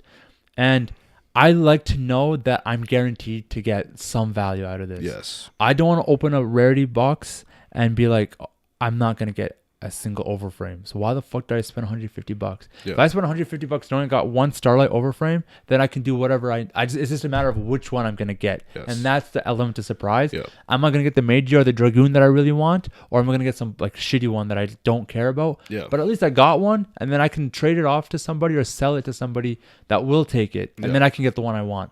But if I'm opening a box that is a complete dud, and then I now have to spend like $500 for that Starlight Dragoon that I want, I'm not doing that. Yeah, at least give me something that I can either like keep or trade for value to get what I want. Yes, you know what I mean. Like, I think that's just how it should be. I don't like that it's like one of every five boxes to get a Starlight, this or that. I think every box should guarantee you a version of that, like a rarity of that card or of a card, and then as a player consumer, you can do as you wish with it. Mm-hmm. Whether you keep it, you sell it to the store, you sell it to somebody else, you buy another one. Even if I sell that card and buy the more product to pull, then I'll be more inclined to do that. Because if I pull a Starlight overframe that I don't want, but I make $400 off of it, I'm gonna buy 2 more boxes, and then I'll try to get like 2 more Starlights and then see what I want to do with that, right? Mm-hmm. Like I'll likely do that because like I know I'll get at least a Starlight overframe. Yeah, but if I don't know I'm gonna do that, if everyone's getting Starlight overframes in their boxes, then the price of them significantly drops. That's okay. Because it makes I'm okay with that. But it makes you buy the product, not the card. Yes. And that's what Konami should be wanting. Yes. Is they should incline, because like I said, now with how expensive they are and like less likely I'm going to get an overframe, I'd rather just buy the single than spend hundreds of dollars opening boxes for a card that I might not get. Yep. So what if I spend triple the price of the Starlight Dragoon in boxes and I don't pull a Dragoon when I could have just spent $500 and just got the card straight up? Yeah. And I'd rather do that because that's my mentality. So that's what people do. Instead of buying boxes, they just buy what they need. You don't buy multiple boxes of Burst Protocol. You just buy 3 copies of Fallen to White. Well, I did. Okay. Yeah. At least, but like I didn't even buy a box of Maze, right? Yeah. I just bought the cards I needed because it made no sense to with how tough those pull rates were. I was like, I'm not gonna spend $95 for a gaze that's $40. Yes, right. That's because like there was nothing in that set that was of value. Yeah. When I bought Burst Protocol, I doubled my money because like I just knew that set provided enough cards and it was new stuff that it was worth buying. So you just pick and choose. I think I got 3 boxes of it total. Yeah, I made my money back. Yeah, in that my I didn't pull any Albaz. Yeah. I pulled an Ecclesia. Yeah. That's one less I have to buy. Yeah. So of the $300 I spent on it, I pulled 2 Starlights. Yeah. I sold those 2 Starlights. Yeah. I traded those Starlights and got Albaz. So I only had to pay for like 1 additional Albaz, which was shitty. But the other ones I got through trade. Yeah. And I'm fine with that because it's like at the end of the day, I pulled stuff that either other people needed, I needed, or I was able to move it and get something that I actually wanted. Yeah. So with the Rarity collection too is like, I think like we will get 4 or 5 Starlights, not overframe but Starlights, similar to that of the Rarity collection in the past with quarter centuries. So you're likely to get like some cool like Starlights, but some of them aren't gonna come out Starlight. Femena's already a Starlight, so you're not gonna get that as a reprinted Starlight. Shouldn't. But cards like Chaos Angel would be a pretty cool Starlight. Dispatter, you can get some of the other Bestials that weren't already Starlights in like last sets. In the last 10, yeah. So you get a few cards like that, but there aren't enough cards in that set to warrant like a chase for as far as Starlights go, because not many people are playing Chaos Angel anymore like they did 2 years ago. Mm-hmm. There's no SP. There's like MCEDI, no one cares about that much, and like it already has a QCR version, so the Starlight version is gonna like be expensive at first and then just dip down like crazy because the QCR is the highest rarity because it's a one-time print. Yeah. Starlight's whatever. Anyways, I didn't look at the full set. There's some cool cards. So I will say the cards that got reprinted that are some of them are really awesome. Dark Sage, that's fucking sweet. Like for nostalgia, like it's nostalgia, right? Like that's the thing. It's like we haven't gotten a Dark Sage reprint in a long time. Sure. Bonds between teacher and student. That's a good one. That one has never been reprinted, and if it did, there's just not much for it. It's hard to pull. So I think that card was like always sitting for like around $20 as like an ultra, and like Toon Blue Eyes. I think that's cool if you're gonna play the Toon cards, and that for again rarity, like the nostalgia aspect. Yep.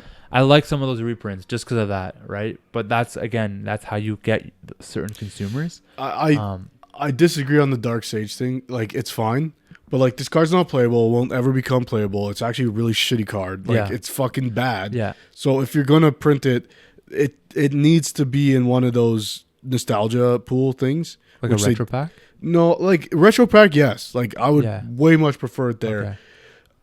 Competitive player. Yeah. Maybe there's a few staples I'm missing because they were expensive at the time. Yeah. If I fucking open a set and my high rarity slot is Dark Sage, I'm gonna lose my shit, man.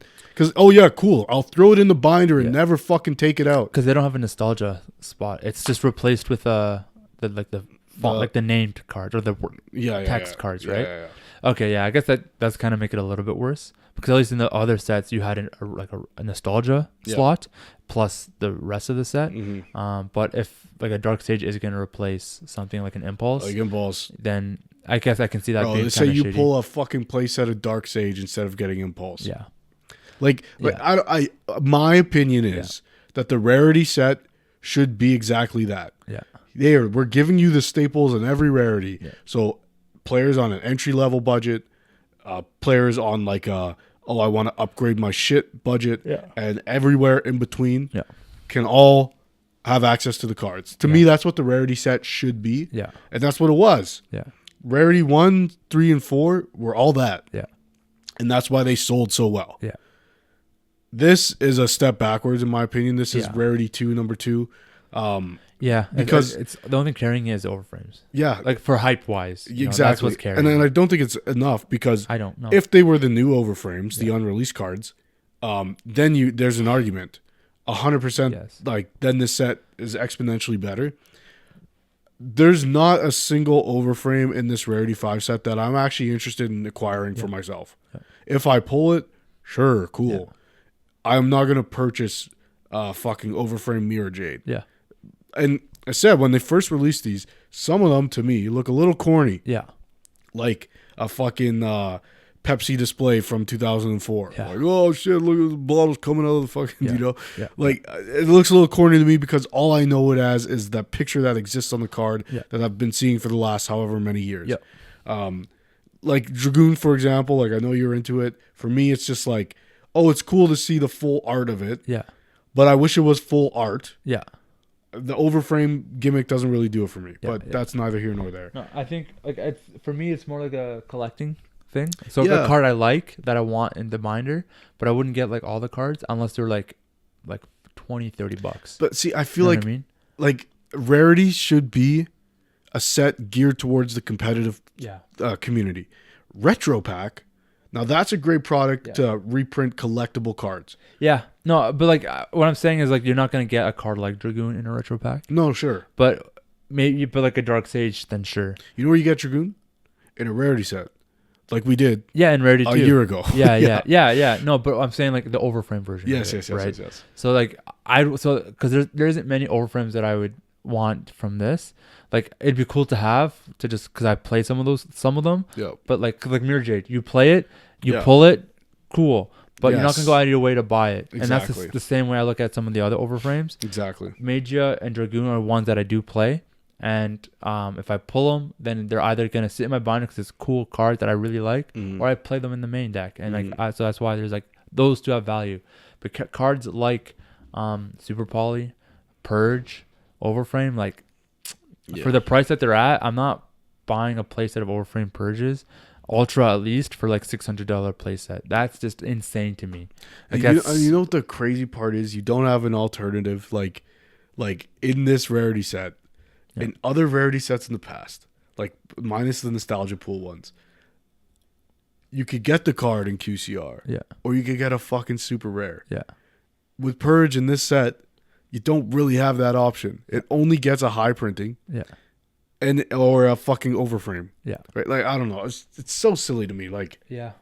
If you're gonna reprint the card, if it's rarity set, fucking give me every rarity. Yeah. Right. Like their decision making for part of it I think is not great, and they need to figure out the overframe for the new stuff. Yep.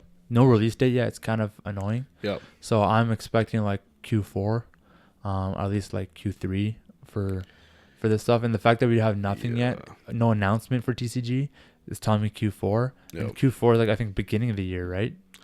Or do they do January to December? No. Q4 would be January of next year. Yeah. So like, if I'm waiting that long to play Dark Magician, that's fucking insane. Yeah. We get announced. And by that time, dude, like, hopefully not, like, but Demon and Dragoon could be banned because they're being played as a splashable engine in Yummy, right?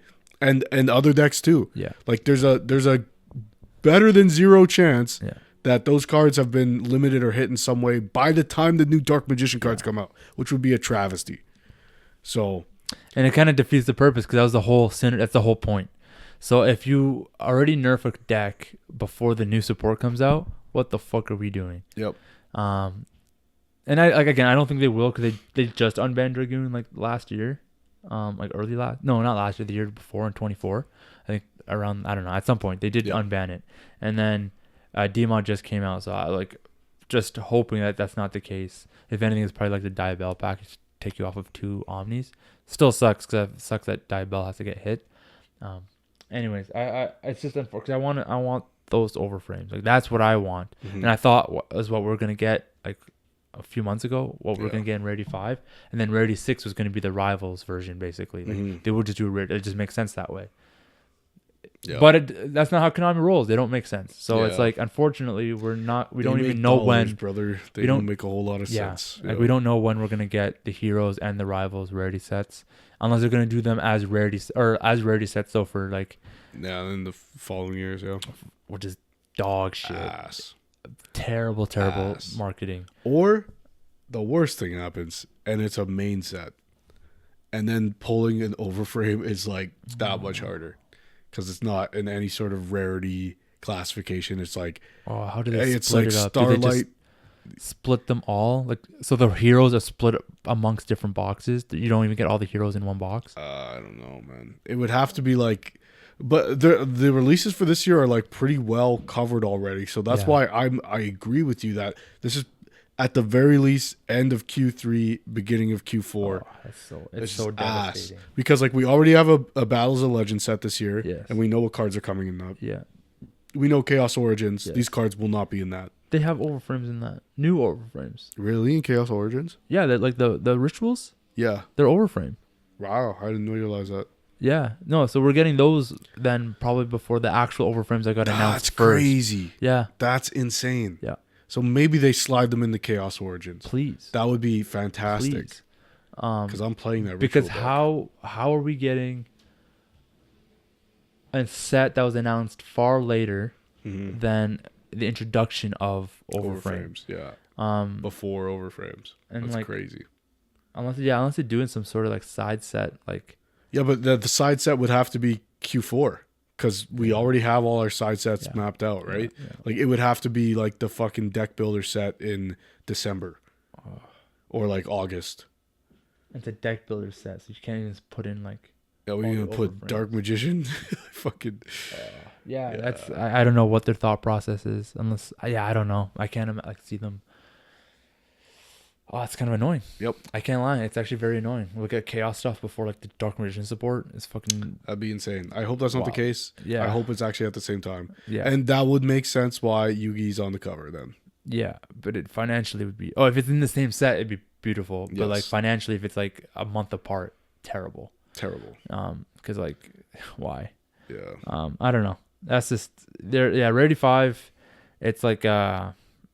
Yeah, I think it's like it's closer to like a Rarity 2 scenario where it's like it's decent, but the way that they've designed it hasn't been the greatest. Like the card pool, there's cool cards, but it doesn't make sense. Like I said, you got Imseti, but none of the other Horus cards. You have Feymena and none of the other Draco. Yeah. And why is that the only Justice Hunter card in there? Like you don't get like any. There's some yummy cards. Oh, okay. There might be Azunas. I think Surprise was in there. Yeah, like the and the field spells, I think. But like, yeah, who the fuck cares, dude? Yeah, that's what I'm saying, right? So it's like, if you're just gonna put some like hoo-ha whatever cards, like upgrade cards that like are somewhat playable. Yeah, where the fuck is Draco Tail Sting, bro? It's a fucking common. Yeah. Oh, bro, it wasn't in the fucking OTS. They're all gonna be in the rare tins. Dude. Yeah. By then the deck is dead, bro. There's no way the deck is still around by that. I'm so pissed off, man. You're gonna get Why the fuck is there a common in my deck that came in a deck builder set? Yeah. Like, what are we doing? Yeah. All those cards are gonna be secrets or in ultras in tins. Yeah, no, you're right. Yeah. But what the fuck? You had a rarity said you didn't reprint Draco Tail Sting. You think people are still buying? Fucking dude? Yeah. No. For the common? Yeah. Like, come on, what are we fucking doing, man? Yeah, there should have been more Justice Hunter cards in the rarity set because of how the timing between the two. That I think this set should have been filled with Justice Hunter cards. Yeah, like just make it. You didn't even have to put like the support that came out after. Like you didn't have to put Neroy's in there, or Frixel or anything. You just needed to put the initial drop. Yeah, like make Azunas, dude. Yeah, like make Lucaeus again. Yeah, like. Yeah. Not that these cards are like hard to acquire, but like if you're gonna put Draco Tail cards in, put all the Draco Tail cards in, and hey, it's a rarity set. Yeah. Why not rarity bump the cards that don't have high rarities? Yes. I don't know. Like it'd be cool to have like a Starlight Sting and all that other cards. Bro, I'd like to see traps. like even like cards that like even like from the decks that we got, like the branded or Blue Eyes, like Mausoleum and Ulti Fusion are ultra rares max. Yeah. Like make those higher rarities. That'd be nice. Because you already have the rest of the deck that's maxed out. Yeah. So, but they don't look at that. They probably don't even fucking care. But like, it's just how I see it though. Instead maybe instead of Dark Sage, they could have done a Dark Magician card with a higher rarity. Like a playable one. Yeah. Instead of fucking Blue Eyes 2 and Mausoleum or Ulti Fusion as a unless I'm totally fucking missing something, but I don't think that's the case. You can't play Dark Sage in anything. Nah. There's no. You have to make Time Wizard work. Like you have to make it work. I just don't understand. Isn't that fucking crazy? I just don't understand. And the fact that there's like no support, no Chaos Max reprint. No. Oh, like the ritual monster. That's playable. It is. But I think it's because of the artist. That's why they never got reprinted. Yeah, the guy that made that art, I think he passed. So that's why they never... Oh, is it a Takahashi? I think so. Oh, okay. Well, then that's why. Yeah. Sure. Yeah. But like maybe a different art of it. Yeah. An alt art. Dark Sage, bro. Like, what are we fucking doing, man? I don't understand. Like, one of the most, like, infamously unplayable cards. Yeah. The most convoluted effect. Yeah. And there's not like a new card that like cheats it out. No. Unless that fucking, I'm pretty sure the fucking new Dark Magician Girl card doesn't cheat him out. It's like it has to be special summon through like the Time Wizard ability. Bro. Otherwise people would be fucking running that. Probably would find ways to play the card. Yeah. No. But it doesn't even do anything if you do something. I think it lets you just search a spell from your deck. Any spell. It's like a thrust. So play thrust. Bro, reprint thrust, man. Like, fucking, what are we doing?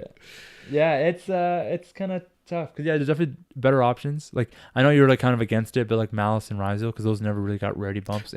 I mean, they got rarity bumps in the tins. Yeah, but not like how Engraver or sure. But even White Forest in general too never really got much of like a rarity. Yeah, just in the tins. So like White Forest, Raizo, and Malice if you want to go a bit further back. Sure. To just give them rarity bumps so people can like kind of have them. Yeah. But then I think Justice Hunters should have priority. Yeah. But if we had rarity collections last year, that's what we should have put those cards in. Yeah. And then this rarity 5 could have been the Justice Hunters. And I'm even like, I don't really care if archetypes get reprinted in the rarity set. For me, that's like, oh yeah, those could get reprinted in the tins. Sure. Like whatever structure that follows. Yeah. But give us the actual staples. Like I think staples and archetypes, like recent archetypes, and that's why I think it makes the deck. Or archetype cards that have become staples, like Fenrir, right? Like that's why that's in here, right? Like Pancratops, like that's an archetypal card technically, but it's a staple. Yeah. Like generic cards, I think this is where those should go because it's like, we like SP. We recognize most decks, if not all decks, can play this card. Yeah. Everyone should have access to it. Otherwise, it's a fucking wallet check. Yeah. Right? Yeah. Which I think is lame. Yeah. So, but the reason I say like archetypes, like full like cores, should be in the rarity collection. So it's not only a rarity bump for players who play the decks already, but those who can't just go buy a playset of Izunas. Yeah. Like I know they're cheaper now, but say they never got cheaper. Yeah. So for example, Fallen White. So say it stays $80 all year. But if you come out rarity 6 with a Fallen Away with the different rarities, that's pretty good because now I can get at least as a super rare. Yeah, exactly. So that's why I say like the full archetypes. I think full archetypes plus staples should always just get the full reprint. So you either get the cheapest version of the deck plus the necessary hand traps, or you can max it out and you also get the. And follow the Megaton structure of like, the last year. Yes. Because again, why the fuck are we reprinting Pearly cards? Yes. I just ones that have already been reprinted. So, and that's why if you just focus on the archetypes, you disregard these cards of like 4 or 5 years ago. Like or like fucking poll the community. Yeah. Like, yes, Fenrir is a good reprint. Yeah. Yeah. But we asked for this like 2 years ago. Yeah. So it's like it's a little bit like a lot of people have access to Fenrir now. Some probably don't, and it's good that they will now. Yeah. But come on. But it took a while. It took too long. It should have been in the Rarity 4. Right? Yes. There's a lot of cards that are in this set that should have been in Rarity 4, which could have made more space now for newer cards. Justice Hunters. Yep. Right? So, they should have kept going with the Rarity collection. Like, and it's funny because, like I said, one of our first podcasts was discussing that and how they should do that, and that's basically what they're doing now. They're just not doing it great, but they are doing a very similar thing right now. Yeah. Which is again, that's why they should have done Rarity collection. I guess they did one early last year. So at the end of last year, like 25, this 5 should have been that, and then that should have held like the Raizel, White Forest, whatever, and then this right now should be Rarity 6 going into with Justice Hunters. Yeah, like plus hand traps. The tins, you mean? Yeah. Even if you keep the tins for whatever, like I don't know, you fucking get rid of them. The tins could be like the bullshit cards, like your Imsetis and your Horus and your Dark Sage and your Blue Eyes Toon. Then it's like, I can pull like whatever in there, and it's just fuck it. I'll just take whatever I can get from that. But the Rarity collections like have a purpose. They're decks you can build, so they're deck builder sets with Rarity bumps plus their hand traps in there, like staples. So, you know what else sits on shelves? The fucking Mega Pack. Yeah. Those haven't sold out anywhere I've been. Because the pull rates are awful, right? Yeah. The cards are worthless. Yep. Charmies and Dominus are in there, but you're not going to get one, Unless I buy a case, I'm not getting one. But the cost of a case is more expensive than a playset of what I'm chasing for. Yes. And you bought a case and you didn't get them. No. So, I got one Impulse and one Charmy. Yeah. So like, for what? It's still less value than what the thing is. And that's what you were saying, right? Mm-hmm. Like, let me get value out of it. Yes. Like similar value. So when you open a $20 box and you don't even get $20 worth of cards, it just kind of sucks. Yeah. And I guess I get it 3 packs and whatever, but the Starlights in that, like, they're all dog shit. They're dog shit Starlights. Mm-hmm. And any of them that's a good card isn't a worthy card. Yeah. You know what I mean? Tyrant, it's like a $2 Starlight. Crazy. If that was in a box, that would have been a $90 fucking Starlight. That's the difference,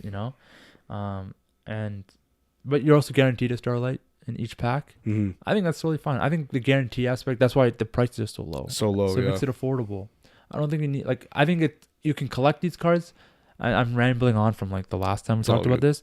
It's fine to collect these cards for their high rarities, but like making it so that they're hard to get, so that way resellers spike their price, I think is annoying. Yeah. But obviously Konami doesn't decide that, but I know that they can decide on how frequent you pull these cards. Resellers have to price them so high because let's say they pull crazy Starlight. Yeah, absolutely. They've spent $1,000 to do that shit, so like they have no qualms about making it $300 so they can recoup some of their losses, right? That makes sense to me. Yeah. And the reason why they had to spend that much money to get the one card is because the pull rates are so trash. Yes. If they had pulled 3 of those, that $300 card goes to a $100 card because that's how it evens out, right? Yeah. it's Konami who makes the pull rates. Yes. Which makes everything fucking suffering for everybody else. From the reseller standpoint, it makes complete sense. But from a consumer standpoint, I don't want to do I don't want to buy from them.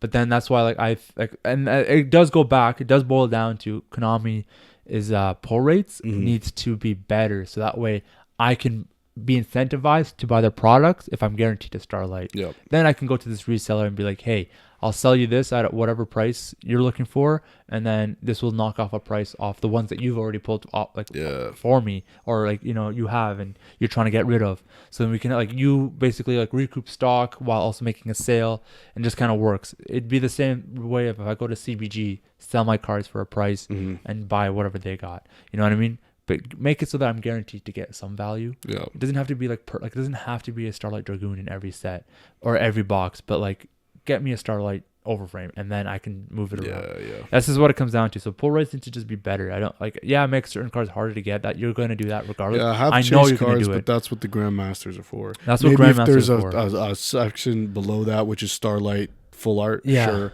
But don't make certain Starlights more expensive. Don't make Purges harder to get than Mcetti. You know what I mean? It's the same rarity, so make it the same level of pull rate. But they're gonna do that on purpose. You know that. Whenever I see Purges, I'm so accustomed to it. It feels so fucking counterintuitive because it's I buy less product when I know that I have a harder chance of pulling shit. Yeah. I'm only gonna buy from the retailers who already buy a fixed amount, and that fixed amount just dwindles the less and less I purchase from that retailer because the price is too high. Same thing with local game stores. They stop buying as much product as they do when that product sits on the shelves. Oh, this is a Rarity set? We still have Rarity 2 on the shelves. So less stores bought less of Rarity 3 because Rarity 2 was so poor. Rarity 3 sells out. Now they buy a bunch of Rarity 4. If Rarity 4 had been bad, those stores get burned for thousands of dollars. And it's hard to maintain an open business when that's the case. You look at Burst Protocol compared to Duelist Advance, right? Duelist Advance is still on the shelf, man. That's 2 sets ago, 3 sets ago, almost 4 sets ago, if you count the side sets. Burst Protocol is gone. You can't. Maze of Muertos is gone, right? Quality difference in sets, and it's unfortunate because I still want to purchase Maze of Muertos, right? Stores bought less of Maze because it was rumored to be a poor set. Right? So they're we can't take another Duelist Advance. Buy, 4 less cases of this one. Now, actually these cards are great. People want a lot of this. We don't have any more to sell you. So now the store is making less money. I don't get the cards I want. I'm less likely to keep playing the fucking game if I can't get the good cards. And if the store doesn't have the product, then now you're going to go elsewhere to buy it. Now you have a different source that's going to have the cards that you want. Which are resellers. Priced up. And priced up, resellers, or those people also bought less because they're under the same impressions that, these are not meta-defining cards. Don't waste your time on getting them. They're for collectors, whatever. I think, Konami needs to have this, sense of have an understanding of, what... people are doing to get product as well. Like we said, if certain product is harder to get, like Purges in a $90, the Ultras in a $90 box, I'm not gonna keep buying a $90 box. Exactly. Because I'm just gonna go buy it from either the store that's pulled a ton, or I'll buy it from a reseller who I know will have them, and it's gonna be a $50. The problem is though, the only thing that changes Konami's viewpoint on that, because it is exactly what you're saying. But Konami gets paid by the people who buy product. Sealed product, right? They don't get paid from me walking into the store and purchasing something. They get paid from Sean ordering cases of stuff. The only way they get impacted is when Sean goes, this product's not selling, buy less of it. Right? He orders less. Everyone around the world orders less. Konami goes, we're in trouble. Make overframes. Right? That's the only way.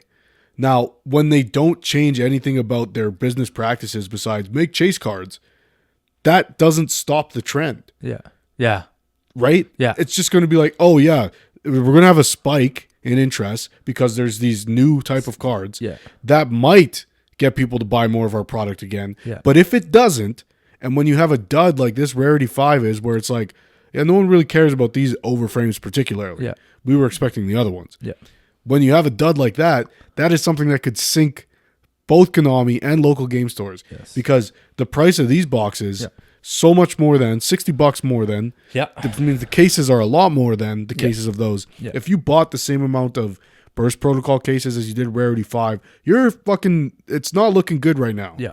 Now, who's to say when the product actually drops how it sells? Yeah. I don't know that. But from basically how everyone feels right now, if you're left with Rarity 5 on the shelf, that's not fucking good. Yeah. Because you spent a lot of money on it, which is the reason why, again, Rarity 2 hasn't come down at all. Because you can't afford to sell that at half price. You just can't, right? And that's a year, almost 2 years ago now that set came out, still on shelves. That's a big loss for those stores to have taken then, right? So I just worry about the implications of all of this. Yeah. And it's such an easy fucking solution. That's why it's so frustrating. Yeah. Because it's like, hey, just try not to fuck us. Yeah.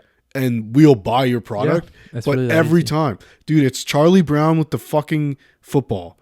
And with fucking Lucy. And every single time she's going to pull the ball, he's going to fall on his head. It's every time, dude. Yeah. We go, hey, listen. You need us to kick the ball. And we need to kick the ball. Yeah. So just hold it there. Yeah.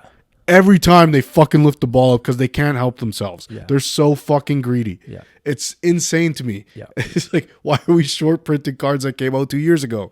Yeah. Like, come on. They're sought after. Yeah. Yeah. And then you release a fucking dynamite product like the legendary decks, the modern decks, where it's like, wow, new player playing this game, you spend $30, you're fucking in, buddy. Yeah. You have a meta fucking deck. Yeah. You can play this card. You have so many staples. Yeah.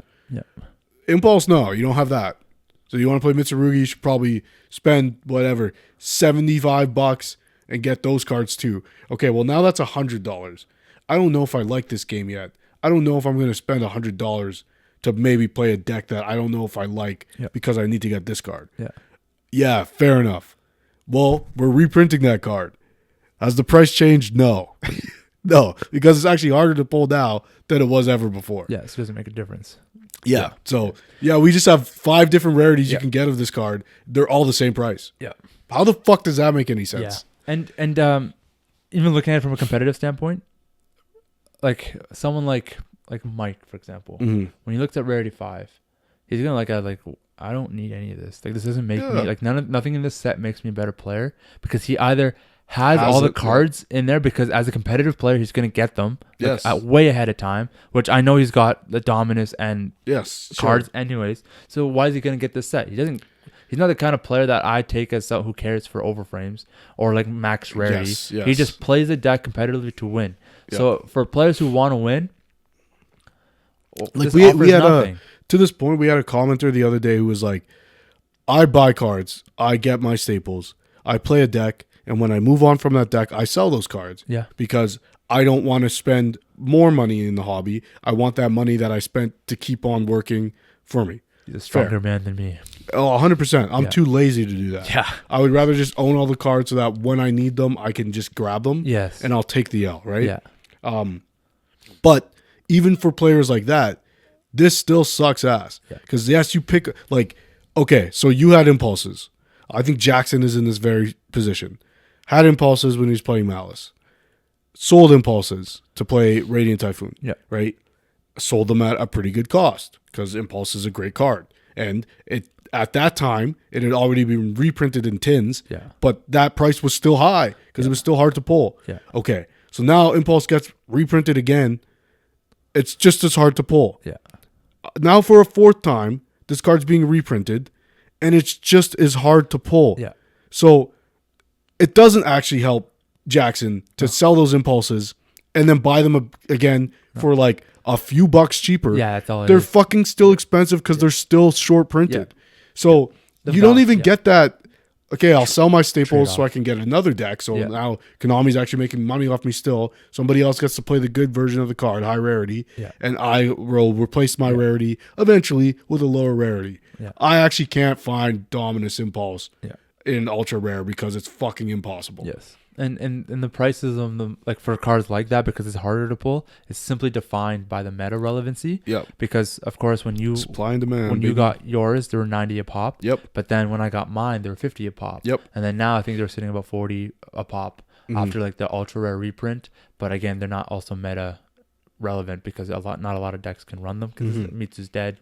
for the most part, and Dark Magician isn't pure dark if you play it.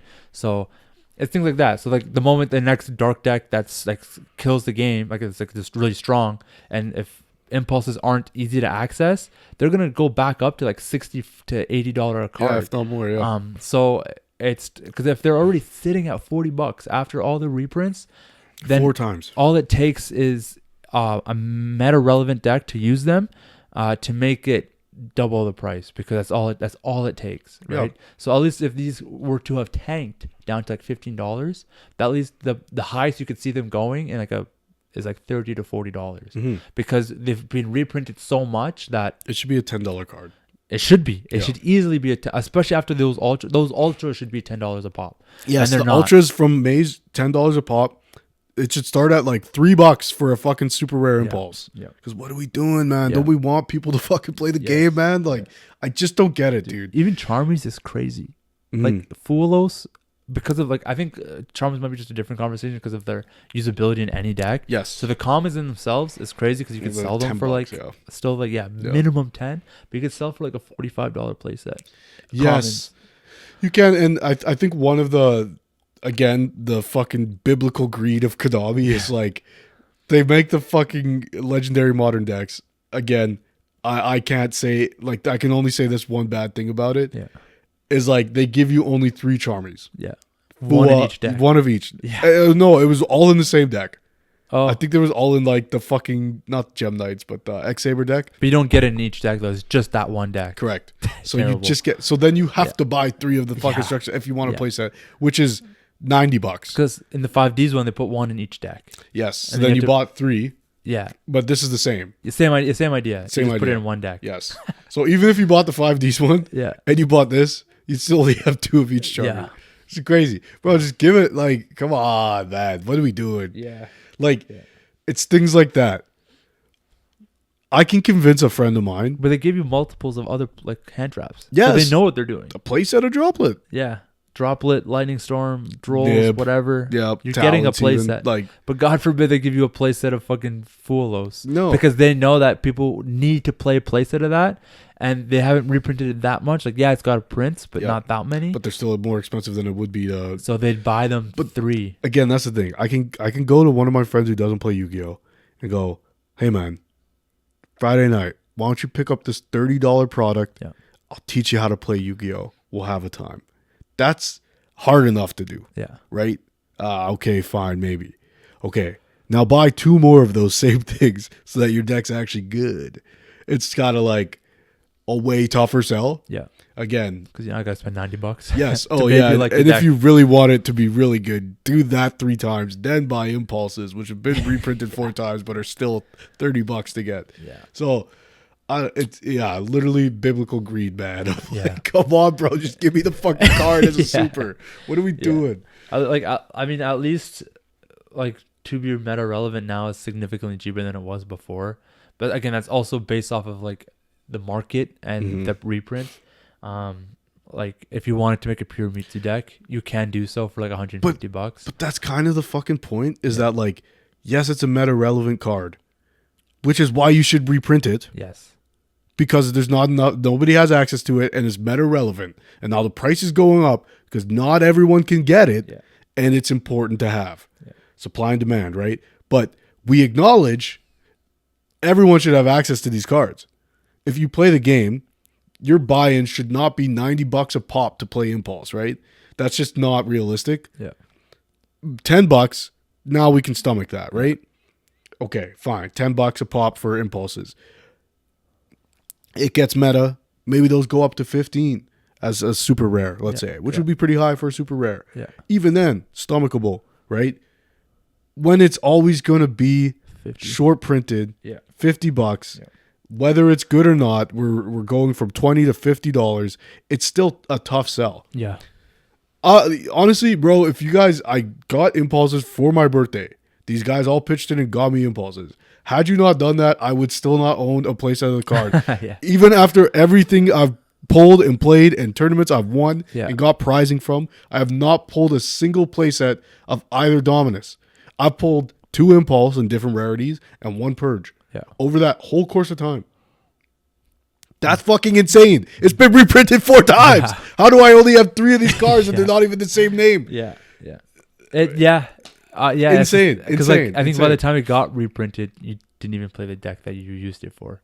So you just would never have had them. This never would have had them. Yeah, you would have just seen them the first time, like, oh, I guess I'll keep these to the side now. Yeah, maybe I'll play it again. Yeah. But like after you played the deck, and that's what we don't want. Right? Yeah, that's what. Okay, if it gets meta relevant again, I have mine. I'm not selling mine. First of all, they were a gift, and I they're precious to me. But also, like, I don't want to get rid of them and then be like, oh fuck, I sold them for 25 and they're 60 now. Yeah, that's always going to be a thing in Yu-Gi-Oh, but it doesn't have to be when you're like, oh, I sold my secrets, darn, I still need the card. Let me buy some $15 ultras or supers. But if it was accessible as like a common, then it's like, oh, okay, I'll just sell these secrets, make money, and then buy the commons because I just want the cards. I don't care what rarity it is. When you acknowledge in the rarity sets that there's a luxury rarity, prismatic ultra rare and platinum secret and whatever, you acknowledge that those are like premium rares. Yes, like they're luxury rares, meaning we understand some people might want these cards in a higher rarity just to flex, right? Yeah, you acknowledge that as a company. You acknowledge that not everybody's on that level. Then when you print cards only ever in that fucking luxury rarity, you're saying, we're acknowledging some people are too broke to play our game. Okay, cool. That's fine too. Yeah. Like, if you want to make that stance as a company. But then you can't also be like, here's a thing for new players. Yeah. Because you don't want new players. Yeah. The best cards in your game are not accessible to new players. Yeah. How do you expect them to show up to locals and lose time and time again? Yeah. How do I get into Yu-Gi-Oh? Well, you have to be okay with suffering for 3 months until a new set comes out and you're committed enough to the game by then that you buy a new deck. Yeah. Because that's what happens. Yeah.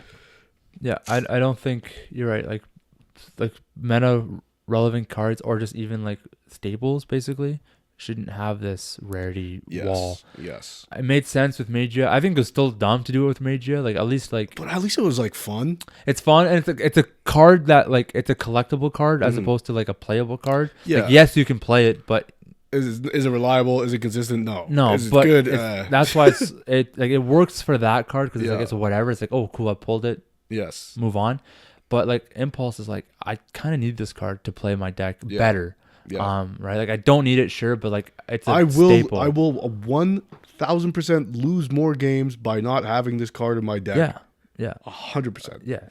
If I'm playing a mirror match and my opponent has impulses and I don't, I'm gonna lose, man. Like they already have a higher chance. Yes. Right. Like assuming like everything else is equal, that's the edge. Exactly. You know, that's the difference. And I think that's just kind of unfortunate. Staples should be just accessible. Certain cards sure make it a little bit tougher to get.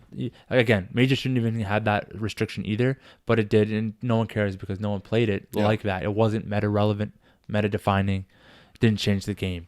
But something like Impulse is like, it changes the sway of a game like crazy. Yeah. Right. And because like some decks can just play, even if you just want to weirdly place it as like a turn 1 card. Yeah. It's still playable by everybody, but Major can't be thrown in every extra deck. You know what I mean? So, yeah, like if they did that with SP, for example, that would have been so whack, right? Mm-hmm. If SP was harder to get, if they did it similar to that, you know, like, or if they did that with the Charmies, or if they did that with like Ash and whatever, like that's just annoying because again, these are hand traps, staples, people should all have access to. Mm-hmm. Why are we making this like a certain rarity and higher? Yeah, it's just kind of dumb. It's like, say you're playing like any like recreational sport, but my mind goes to hockey where gear is expensive, and new gear really expensive, but Konami is essentially creating a dynamic where there only exists new gear.